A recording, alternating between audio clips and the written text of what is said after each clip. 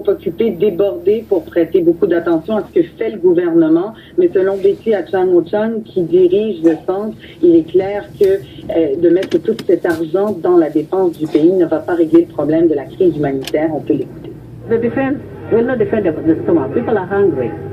Investir dans la défense, ce n'est pas ça qui va remplir les ventres vides. Les gens ont faim.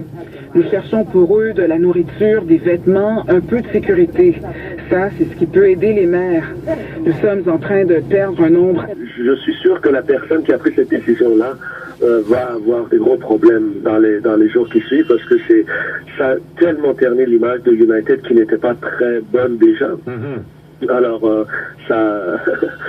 mais ça montre aussi un élément plus important. Excusez-moi.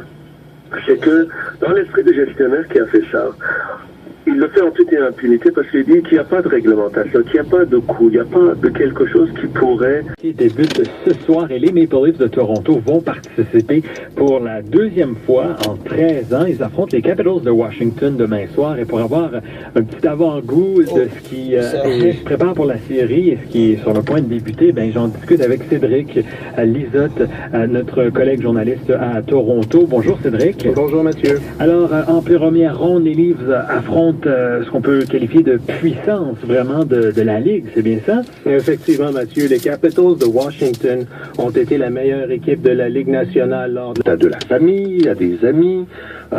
Quels sont vos plans pour ce congé pascal? Rendez-vous sur notre page Facebook et vous courez la chance de gagner un cadeau de livres pour enfants. Alors, sachez-le, on a une collection de livres pour enfants que vous pourriez remporter. Parmi tous ceux qui répondront à cette question toute simple, que planifiez-vous faire pendant ce week-end pascal? On va maintenant poursuivre en musique avec les Sœurs Boulay. Voici Marie-Hélène. Idéal pour s'assurer qu'on protège bien les enfants. Ben, écoutez, là, vous êtes un peu moins dans mon domaine, évidemment, là, mais quel est l'âge idéal? Moi, je pense que si on met... Vous savez, parce qu'on a souvent comparé la marijuana à l'alcool. Donc, à partir du moment où la comparaison tient la route, ben, l'âge devrait peut-être être la même. C'est-à-dire que 18 ans pour la consommation d'alcool, 18 ans pour la consommation de marijuana. A déclaré que la nouvelle formule est inéquitable. La ministre des Services sociaux et communautaires a déjà recommandé au Conseil d'attendre les recommandations de son ministère avant d'apporter des modifications à la formule de financement. À la météo maintenant, il fait 7 degrés à Toronto où c'est nuageux, 9 à Windsor dans les mêmes conditions et 5 dans le Grand Sudbury au soleil. Et c'est ce qui conclut ce bulletin d'information. Vous écoutez ici Radio-Canada, première. Bonjour.